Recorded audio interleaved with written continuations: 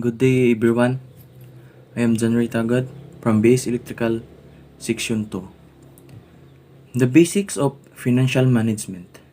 In simple terms, financial management is the business function that deals with investing the available financial resources in a way that greater business success and return on investment is achieved. Financial management professionals plan, organize, and control all transactions in a business. They focus on sourcing the capital, whether it is from the initial investment by the entrepreneur, debt financing, venture funding, public issue, or any other sources. Financial management professionals are also responsible for fund allocation in an optimized way to ensure greater financial stability and growth for the organization. Financial account. Financial account is the process of preparing financial statement that companies use to show their financial performance and position to people outside the company, including investors, creditors, suppliers, and customers. This is one of the most important distinction from managerial accounting, which by contrast involves preparing detailed reports and forecast for manager inside the company. Good day everyone, I am Martin Jan M. Talisik and I will be the reporter for this topic. Inflation. Inflation is a measure of the late rising prices of goods and services in an economy. Inflation can occur when prices rise due to increases in production costs, such as raw materials and wages. A surge in demand for products and services can cause inflation as consumers are willing to pay more for the product. Some companies reap the rewards of inflation if they can change more their products as a result of a high demand for their goods. It has causes also. First, a great deal of economic literature has addressed the question of what causes inflation and what effect it has. There have been many diverse schools of thought on the subject.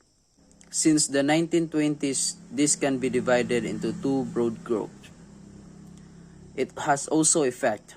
In an inflammatory environment, unevenly rising prices inevitably reduce the purchasing power of some consumers, and this erosion of real income is the single biggest cause of inflation. Inflation can also distort purchasing power over time for recipients and payers of fixed interest rate. Next, profitability. Profitability is the primary goal of all business ventures. Without profitability, the business will not survive in the long run. So measuring current and past profitability and projecting future profitability is very important. Profitability analysis allows companies to maximize their profit and thus also maximize the opportunities that business can take advantage of in order to keep itself successful and relevant in a very dynamic, competitive, and vibrant market. Profitability is measured with income and expenses. Income is money generated from the activities of the business. For example, if crops and livestock are produced and sold, income is generated. However, money coming into the business from activities like borrowing money do not create income. This is simply a cash transaction between the business and the lender to generate cash for operating the business or buying assets. Profitability is measured with an income statement. This is essentially a listing of income and expenses during a period of time for the entire business information. Budget and controls. It provides accurate information for the evaluation of financial activities, aids in decision making, and provides a reference for future planning. You can modify a budget using the alter option. You can also delete a budget. Multiple budgets can be created for specific purposes in Tally. There are four methods of budget that companies use: incremental, activity-based, value proposition, and zero-based. There are advantages of budget and controls. First, compels management to think about the future, which is probably the most important feature of budgetary planning and control system. Forces for achieving the targets for each department, operation, and each manager to anticipate and give the organization purpose and direction. Clearly defines areas of responsibility. Promotes coordination and communication. And the last one is provides a basis for performance appraisal. Hello sir, hello classmates, good day. I'm Herculin Artare. I'm 21 years old. I live in Tangkasan Sor, Luway, Bohol. Taking Bachelor of Science in Electrical Technology, Section 3.2. My topics for this discussion is all about financial management, cost accounting, and evaluation of stock. Financial management. Cost accounting is defined as a systematic set of procedures for recording and reporting measurements of the cost of manufacturing goods and performing services in the aggregate and in detail. It includes methods for recognizing, classifying, allocating, aggregating, and reporting such costs and comparing them with standard costs. Cost accounting provides the detailed cost information that management needs to control current operations and plan for the future. Types of cost accounting.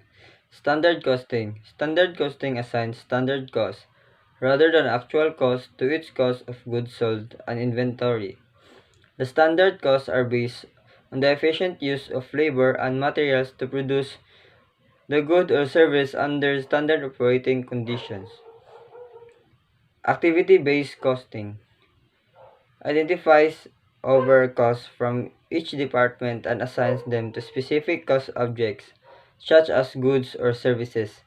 The ABC system of cost counting is based on activities, which refer to any event, unit of work, or task with a specific goal, such as setting up machines for production, designing products, distributing finished goods, or operating machines. Lean accounting. The main goal of lean accounting is to improve financial management practices within an organization. Lean accounting is an extension of the philosophy of lean manufacturing and production, which has the stated intention of minimizing waste while optimizing productivity. Marginal costing. Marginal costing is the impact of the cost of a product by adding one additional unit into production. It is useful for short-term economic decisions. Marginal costing can help management identify the impact of varying levels of cost and volume on operating profit. Cost accounting is a form of managerial accounting that aims to capture a company's total cost of production by assessing the variable costs of each step of production as well as fixed costs, such as a lease expense. Evaluation of stock is a method of calculating theoretical values of companies and their stocks. The main use of this method is to predict future market prices, or more generally, potential market prices, and thus to profit from price movement. By knowing a stock intrinsic value, an investor may determine whether the stock is over or undervalued and its current market price. Stock valuation is distinct from business valuation, which is about calculating the economic value of an owner's interest in a business used to determine the price interest parties would be willing to pay or receive to effect a sale of the business. Type of stock valuation. 1. Absolute. Absolute or intrinsic stock valuation relies on the company's fundamental information. The method generally involves the analysis of various financial information that can be found in or derived from a company's financial statements. 2. Relative. Relative stock valuation compares the potential investment to similar companies. The relative stock valuation method calculates multiples of similar companies and compares that valuation to current value of the target company.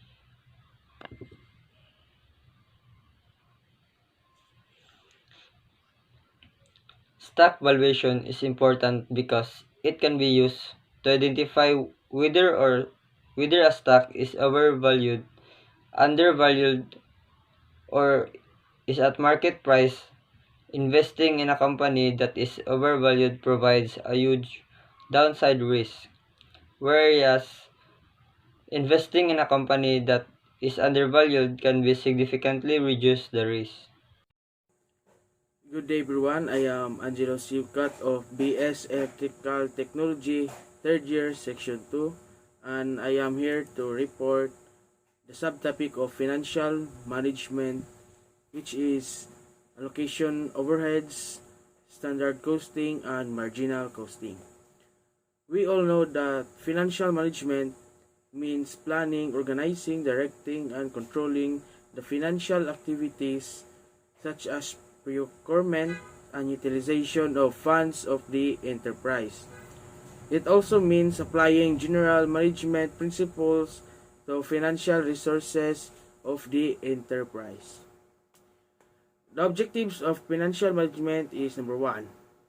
The financial management is generally concerned with procurement, allocation, and control of financial resources of a concern. The objectives can be to ensure regular and adequate supply of funds of the concern, to ensure adequate returns to the stakeholders which will depend upon the earning capacity, market price of the share, expectations of stakeholders. Next is to ensure optimum funds utilization. Once the funds produced, they should be utilized in maximum way at least cost. To ensure safety on investment, funds should be invested in safe ventures so that adequate rate of return can be achieved. And lastly, to plan a sound capital structure. There should be a sound and fair composition of capital so that a balance is maintained between debt and equity capital. Number 1 subtopic of financial management is allocation of overheads. Allocation of overheads is the apportionment of indirect costs to produce goods. It is required under the rules of various accounting frameworks, and in many businesses, the amount of overhead to be allocated is substantially greater than the direct cost of goods. So the overhead allocation method can be sum of importance.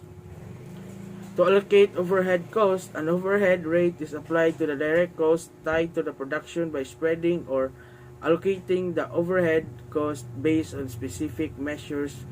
For example, overhead cost may be applied as a set rate based on the number of machines, hours, or labors required for the product. Types of overhead. There are 2 types of overhead, which are administrative overhead and manufacturing overhead.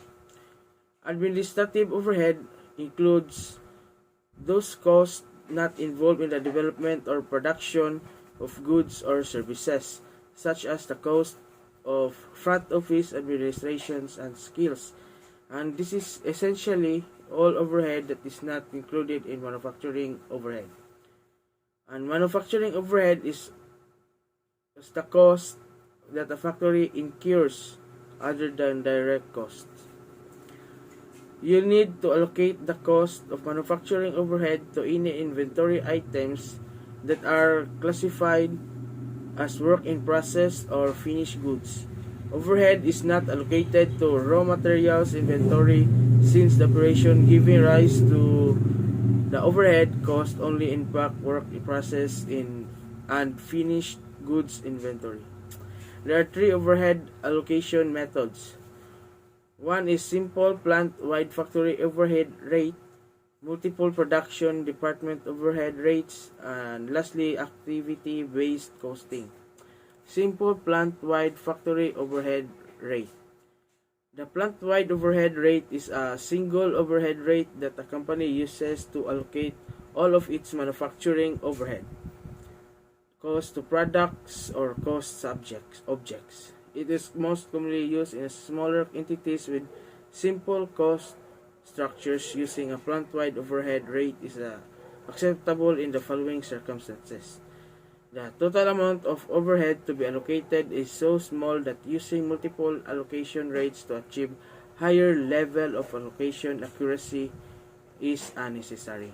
The services provided by the various company departments are relatively similar or rare. The single allocation base use is acceptable for allocating all of the overhead costs. Next is multiple production department overhead rate. Multiple department factory overhead rate method provides more accurate allocation of factory overhead to per unit of gasoline engine and diesel engine since they have different direct labor are requirements in each production department. Next subtopic is activity-based costing. Activity-based costing assigns manufacturing overhead costs to the product in more logical manner that can be traditional approach or simply allocating cost of the basis of machine hours. Activity-based costing real cost of the overhead, then assigns the cost of those activities only to the products that are actually demanding the activities. And the special engineering, special testing, machine setups, and other are activities that cause cost in activity-based costing. Next is standard costing. This is the process of substituting an expected cost for an actual cost in the accounting records. Subsequently, variances are recorded to show the difference between the expected and actual cost. Standard costing involves the creation of estimated cost for some of all activities within a company. The core reason for using standard cost is that there are a number of applications where it is too time consuming to collect actual cost. Since standard costs are usually slightly different from actual cost, the cost accountant periodically calculates variances that break out differences caused by such factors as labor rate changes and the cost of materials. Advantages of standard costing. Number one is improved cost control. Next is more useful information for managerial planning and decision making. Next is more reasonable and easier inventory measurements. Next is cost savings in record keeping. And lastly is possible reductions in production cost. Last subtopic of financial management is marginal costing. Marginal cost refers to the increase or decrease in the cost of production or producing one more unit of or serving one more customer. It is also known as incremental cost. The marginal cost is the change in the total production cost that comes from making or producing one additional unit. To calculate marginal cost, divide the change in production cost by the change in quantity. The purpose of analyzing marginal cost is to determine at what point an organization can achieve economies of scale to optimize production and overall operations if the marginal cost of producing one additional unit is lower than the per unit price. The producer has the potential to gain a profit. The formula of marginal cost is marginal cost equals change in total expenses divide or over change in quantity of unit produced. And that's all for our report.